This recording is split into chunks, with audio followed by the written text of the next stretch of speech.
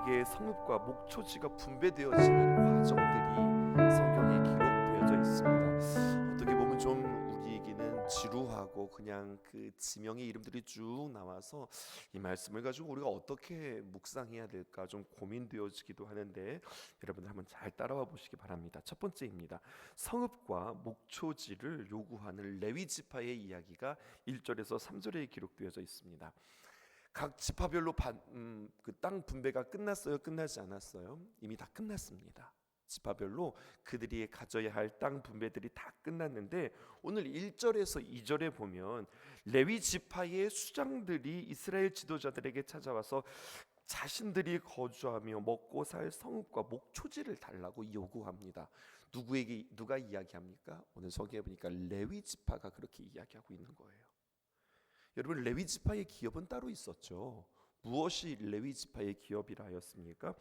여호수아서 13장 33절 한번 보실까요? 이렇게 기록되어 있습니다. 오직 레위 지파에게는 모세가 기업을 주지 아니하였으니, 그들에게는 기업을 주지 않았습니다. 이는 그들에게 말씀하신 것과 같이 이스라엘 하나님 여호와께서 그들의 기업이 되시었더라.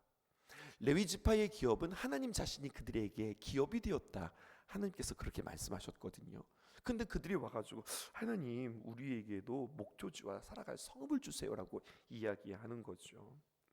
레위 지파는 이스라엘의 제사장 직분을 맡은 지파로서 다른 지파들처럼 땅을 기업으로 받지 않았습니다. 하나님께서 그들의 기업이 되셨고, 그들은 직접 농사를 짓거나 아니면 경제적 자립을 추구하기보다는 하나님을 섬기는 그 사명으로 살아가는 그러한 이들이었습니다. 하지만 그들도 살아야 하기 때문에 가족을 부양하기 위해서는 거주할 곳과 또 생활에 필요한 자원이 필요했기 때문에 이스라엘 지파들은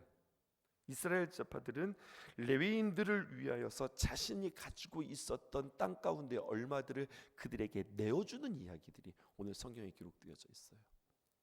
다른 지파들처럼 그들이 땅을 분배받는 것들은 아니지만 이미 땅을 분배받았던 그들이 레위를 위하여서 자신이 가지고 있는 분기 가운데 얼마큼을 내어주는 이야기가 성경에 기록되어져 있습니다. 그 부분을 우리가 1절과 2절 읽을게요. 1절은 제가, 2절은 여러분들이 읽습니다.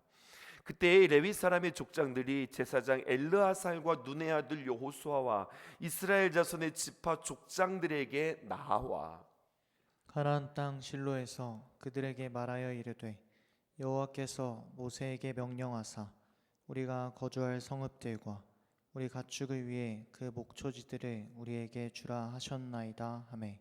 그러니까 레위 사람들은 자신들에게 할당되는 몫이 없어서 우리에게 목을 달라고 안달이 나서 그렇게 요청하는 것이 아니라 민수기 35장 1절에서 8절에 따라서 그들이 거주할 성읍과 목초지를 요구했고, 이스라엘 백성들도 하나님의 명령을 따라 자신들의 기업에, 자신들이 이미 가지고 있는 분배받고 있는 땅의 일부분을 그들에게 내어주는 것입니다. 그러니까 이스라엘 백성들이 자기가 받은 일부의 땅을 그들에게 내어주면서 다시 한번 그들의 믿음의 고백 가운데는 이것 우리 소유 아닙니다. 하나님께서 우리에게 주신 겁니다. 땅의 소유권은 하나님께 있습니다. 이것을 다시 한번 그들의 신앙 가운데 고백하게 되어지는 거예요. 그래서 이스라엘 지파들이 그들이 살아갈 수 있도록 하는 그 성읍과 목초지들을 자신들이 쭉 나눠주는데, 숫자를 세어보니까 모두 48개의 목초지와 성읍들을 그들에게 나누어주는 이야기가 이제 쭉 진행되어집니다. 그래서 두 번째, 레위 지파가 얻은 성읍과 목초지는 이러합니다 라고 하는 이야기가 4절에서 7절에 기록되어져 있습니다. 이것은 조금 더 설명이 필요합니다. 아론 자손들, 제사장 레위, 아론의 자손들은 크게 셋으로 이야기할 수 있습니다. 그것은 바로 무엇이냐면 그핫 자손, 게르손 자손, 그리고 무라리 자손, 이렇게 그 아론의 세 아들들에 따라서 그들의 이름들, 그들의 가족들이 그렇게 표현되어져 있는데요. 창세기 46장 11절에 아론의 아들들은 이러하니라 라고 하면서 그 셋이 기록되어지고 있습니다. 이들로 시작해서 가족을 이루게 되었고, 성경은 레위의 아들들을 기핫, 그핫, 그리고 게르손, 무라리라고 이야기하는데 4절 보세요. 그앗 자손을 위하여서 제비를 뽑았는데 레위 사람 중 제사장 아론의 자손들 유다 지파와 시므온 지파와 베냐민 지파 중에서 제비 뽑은 대로 13성읍을 받았다. 그러니까 유다와 시므온과 베냐민이 그들 위해서 13성읍을 나누어 준 거예요. 그리고 오늘 보니까요 5절에 보니까 그앗 자손 가운데 남은 자라고 해서 10개의 성읍을 받는 이야기가 5절에 기록되어져 있습니다. 그앗 자손을 위하여 제비를 뽑았는데 레위 사람 중 제사장 아론의 자손들은 유다 지파와 시므온 지파와 베냐민 지파 중에서 제비 뽑은 13성을 받았고 그 다음에 기록되어져 있는 말씀이 6절입니다. 이렇게 기록되어져 있어요. 게르손 자손들은 이사갈 지파의 가족들과 아셀 지파와 납달리 지파와 바산에 있는 므낫세 반 지파에서 제비 뽑은 대로 13성읍을 받았다. 이렇게 기록되어져 있죠. 그렇게 해서 그앗 자손을 위해서 또 4절 5절에 보니까 어떻게 기록되어져 있냐면 그앗 자손들 중 남은 자들을 위하여서 그렇게 해서 13성읍과 10성읍 해서 모두 23개의 성읍을 그앗 자손과 그앗 자손 가족 가운데서 남은 자 모두가 다 그냥 그앗 자손이라 묶을 수 있겠습니다. 그렇게 23성읍을 그들이 분배받습니다. 그 다음에 성경에 보니까요 게르손 자손이 있는데 그들에게는 13성읍을 6절에 보니까 이사갈, 아셀, 납달리, 므낫세 반지파가 그들을 통하여서 나누어 주게 되었고요. 무라리 족속은 12개의 성읍을 받았는데 그것은 바로 르우벤 지파와 갓 지파와 스불론 지파 중에서 12성읍을 받았다. 그렇게 기록되어져 있습니다. 이렇게 해서 모두 48개의 성읍을 그들이 받게 되어진 이야기가 성경에 기록되어져 있어요. 그러니까 각각의 지파들이 자신이 소유 있는 대로 다 이렇게 나눠줘서 레위 사람들을 살게 하는 거죠. 이것을 통하여서 우리가 알 수 있는 것은 무엇일까요? 첫 번째, 이스라엘 백성들에게 이 레위 지파들은 한 구역에 이렇게 공통으로 살아가는 것이 아니라 각 지파들이 나누어 준 땅에 다 뿔뿔이 흩어져 살아가게 되었어요. 그것은 첫 번째, 이 레위의 특별함이 있는 것은 아니지만 하나님께서 그들을 특별히 세우셔서 이스라엘 백성들의 신앙을 돌보도록 하나님께서 그들을 각 지파별로 다 뿔뿔이 흩으시는 이야기가 성경에 기록되어져 있어요. 또 유대인들은 보통 3대 절기에는 성전이 있는 곳에 모여서 예배를 드리지만 그 외의 시간들은 자신의 거주지에서 사는 거잖아요. 이러한 일상 속에서도 일상의 예배가 진행되어질 수 있도록 하나님의 말씀대로 백성들이 살아갈 수 있도록 하나님께서 레위 지파를 통하여서 그들에게 배려하신 이야기가 오늘 성경에 기록되어져 있습니다. 그러니까 각 지역별로 각 지파별로 이 레위 사람들이 다 흩어져서 48개의 성읍에서 그들과 함께 더불어 살아가는 것은 아주 중요한 것이지요.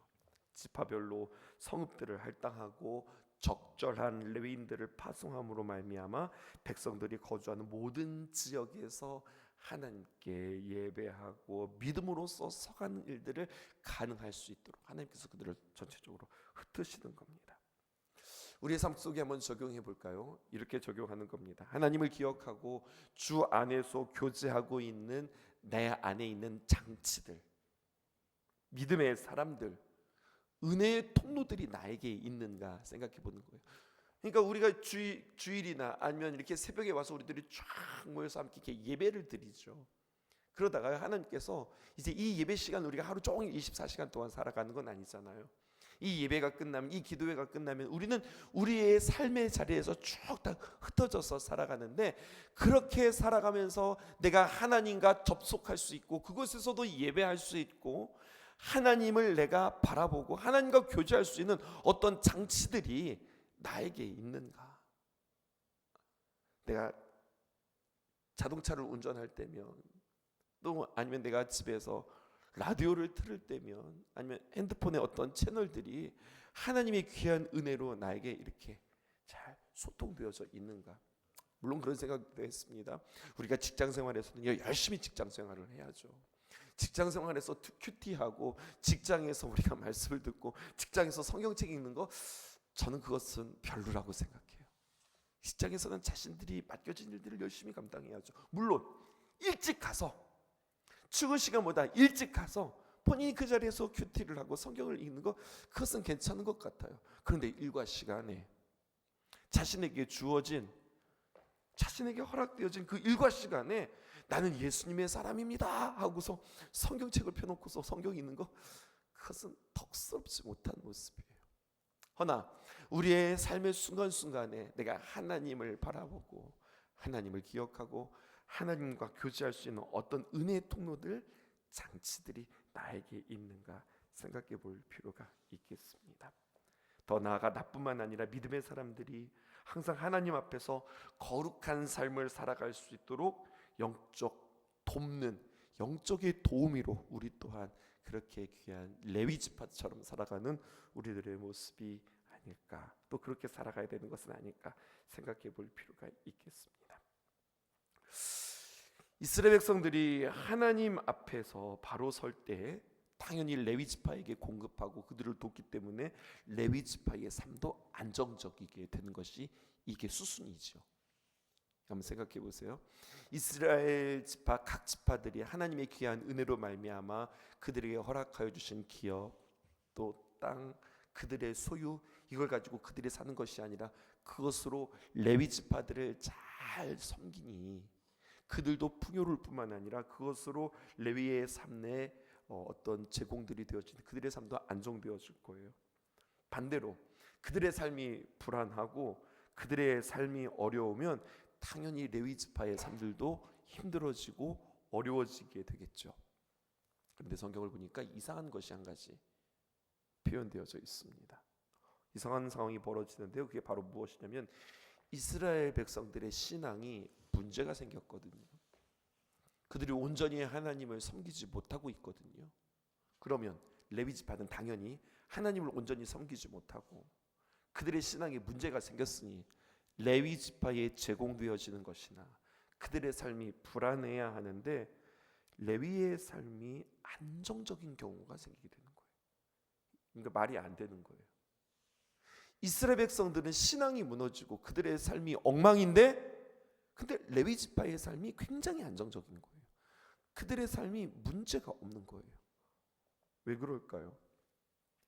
레위 지파가 하나님이 아니라 사람들의 입맛을 맞추면 이렇게 되는 겁니다.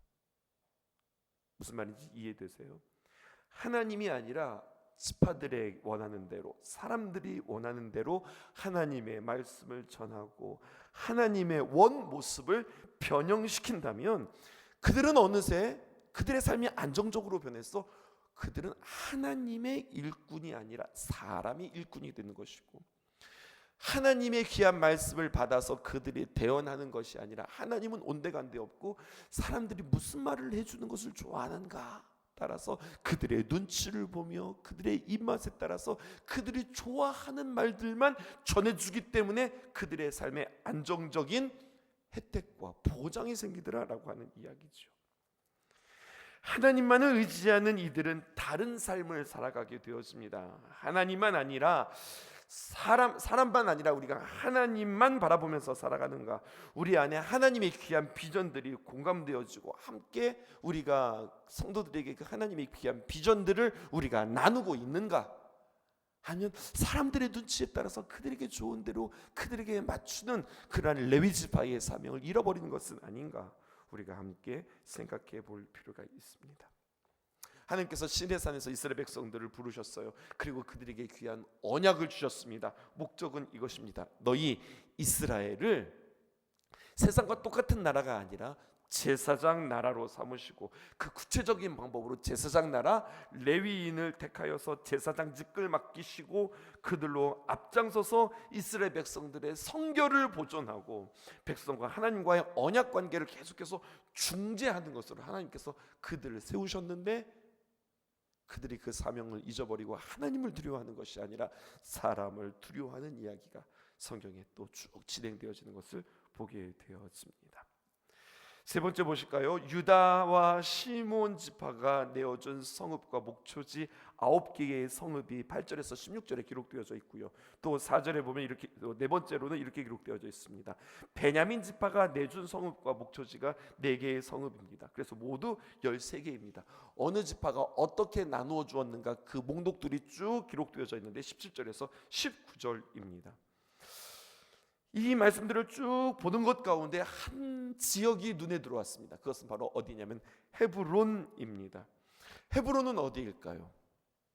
키가 장대하기로 유명했던 아낙 자손이 사는 곳, 또 갈렙이 헤브론 정복의 이야기는 여호수아에서 3번이나 등장할도록 그 헤브론은 성경이 아주 주목하고 있는 지역입니다. 그만큼 정복하기 어려웠던 지역이었고요. 이 어려운 지역을 여러분 잘 알지만 여호수아의 친구였고 동역자였던 갈렙이 이 땅을, 이 산지를 내게 주십시오라고 용맹스럽게 모험적으로 그 땅을 차지하기를 원했고, 그 소원대로 하나님께서는 그에게 허락하셨고 담대함과 믿음이 요청되어지자 그 땅을 차지한 이야기가 성경에 기록되어져 있어요. 또 그 헤브론은 나중에 요단강 서쪽에 있는 새 도피성 가운데 하나로 쓰임 받게 되어지고요. 이렇게 갈렙의 헌신과 용기로 말미암아 차지하게 되어진 땅인데, 오늘 성경에 보니까 그 땅이 레위 지파에게 다시 한번 허락되어지는, 그 레위 지파를 위하여서 내어주는 땅이 되어지는 거죠. 오늘 제목이 이렇습니다. 사용하도록 내어주는 소유다. 나의 것이고 내가 애써서 소유했지만, 내가 애써서 그 땅을 정복했지만 하나님께서 필요하시다면 내가 애써서 얻은 것들도 과감하게 내어줄 수 있는 그런 모습이 오늘 성경에 기록되어져 있어요. 또 한 가지 생각해 볼 것은 바로 레위입니다. 레위는 하나님 앞에 그렇게 특별한 어떤 기업, 하나님의 기업이 되었고 백성들을 위하여서 귀한 거룩한 제사장의 사명을 감당하게 되었는데, 그렇다면 레위는 태생부터 거룩하고 그리고 하나님 앞에 구별된 지파였는가? 근데 그렇지는 않습니다. 창세기 49장에 보면 레위는 어떤 이들이었느냐, 보통보다도 더 못한 지파였음을 보게 되었습니다. 야곱이 나중에 이 레위, 그의 아들들을 쭉 축복하는 이야기가 창세기 49장에 기록되어져 있는데요, 레위와 또 시몬에 대해서는 이렇게 이야기하고 있습니다. 5절 보실게요. 창세기 49장 5절입니다. 시몬과 레위, 그들은 형제입니다. 근데 그들은 어떻게 표현되어져 있느냐, 그들의 칼은 폭력의 도구로다. 그들이 칼을 가지고 있었는데 그 칼을 가지고 살리는 일이 아니라 폭력의 도구로 휘두르는 그런 폭력의 사람들이었다고 이야기하고 있습니다. 그런데 6절 보실까요? 내 혼아 그들의 모의에 상관하지 말지어다. 내 영광아 그들의 집회에 참여하지 말지어다. 그들이 그들의 분노대로 사람을 죽이고 그들의 혈기대로 소의 발목 힘줄을 끊었음이로다. 시몬과 레위가 살아갔던 모습들을 보세요. 얼마나 폭력적이고 그들은 감정적이었으며 사람을 죽이고 그의 혈기를 부리는 삶이었습니까? 그래서 7절, 그 노여움이 혹독하니 저주를 받을 것이요. 그들은 하나님 앞에 복이 아니라 저주를 받습니다. 분기가 맹령하니 저주를 받을 것이라. 내가 그들을 야곱 중에서 나누며, 그 다음에 레위가 어떻게 되었습니까? 이스라엘 중에서 흩으시리로다. 주님께서 그렇게 말씀하셨어요. 레위, 그들은 감정적이고 혈기가 많고 폭력적이기에 그들이 이스라엘에서 한 지파로 살지 못하고 흩어져서 살게 되어질 것이다. 그리고 그 말씀은 그대로 성경에 응하게 되었습니다. 그런데 보세요 여러분, 그렇게 흩어진 레위는 방황하고 유린하는 족속이 아니라 곳곳에 흩어져서 하나님을 예배하고 세상 곳곳에 보내져서 하나님의 귀한 말씀을 비추는 복이 되게 하시는 하나님의 놀라운 이야기들로 하나님께서 그 저주를 복으로 바꾸시는 이야기가 오늘 성경에 기록되어져 있는 겁니다. 인도하시는 족속으로, 하나님께서 그들을 하나님 앞으로 인도하는 예배하는 족속으로 삼는 일에 레위를 하나님께서 귀한 도구로 삼고 있는 모습을 보게 되었습니다. 다른 지파들은 다 모여서 살았어요. 하지만 레위 지파는 다 뿔뿔이 흩어져 살았어요. 성경이 예언대로 그렇게 되었어요. 저주받은 지파처럼 보여요. 하지만 남들은 다 누리지만 우리는 이렇게 살지 못해. 이런 것들로 인하여서 불평하는 것이 아니라 나중에 그들은 알았어요. 아, 이것이 하나님의 놀라운 섭리였구나, 계획이었구나. 하나님의 일하심을 그들은 깨닫고 하나님을 찬양할 수밖에 없었어요. 그러니 처음에는 그들이 이러한 일들을 만날 때 왜 하필이면 나에게 이렇게 불평과 또 당황스러움과 이해하지 못함이 그들에게 있었지만, 그러나 훗날 하나님께서 그들을 통하여서 일하시는 모습들을 통하여서 오직 나를 택하셔서, 처음엔 왜 하필 나에게 이렇게 이야기했지만 나중에는 오직 나를 택하셔서 하나님께서 이렇게 사용하신다.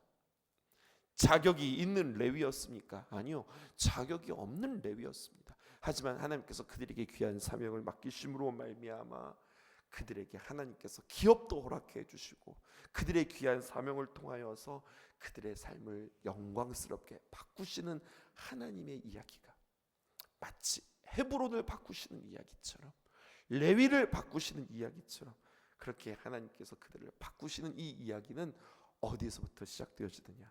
사용하도록 내어주는 그들의 소유에서부터 이 이야기가 시작되어지는 것을 보게 되어집니다.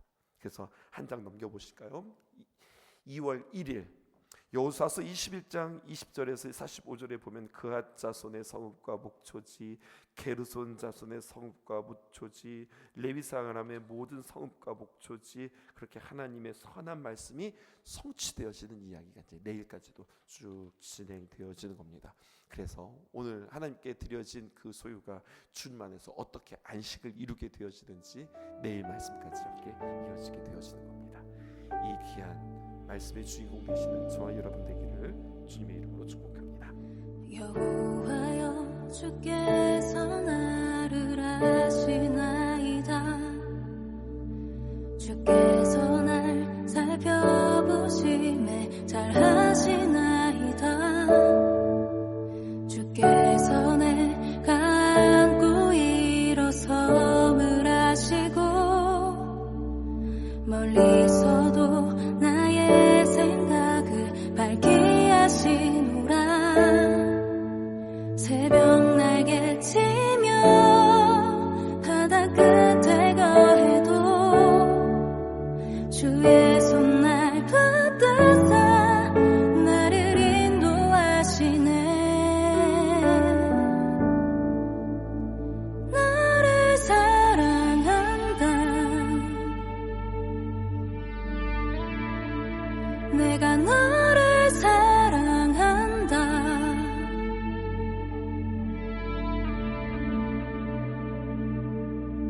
내 생명도 아끼지 않을 만큼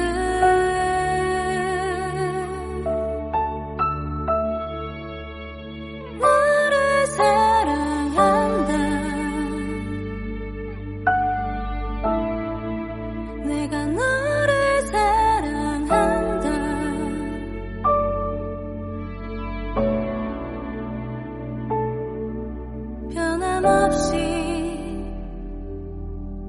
변함없이 사랑한다.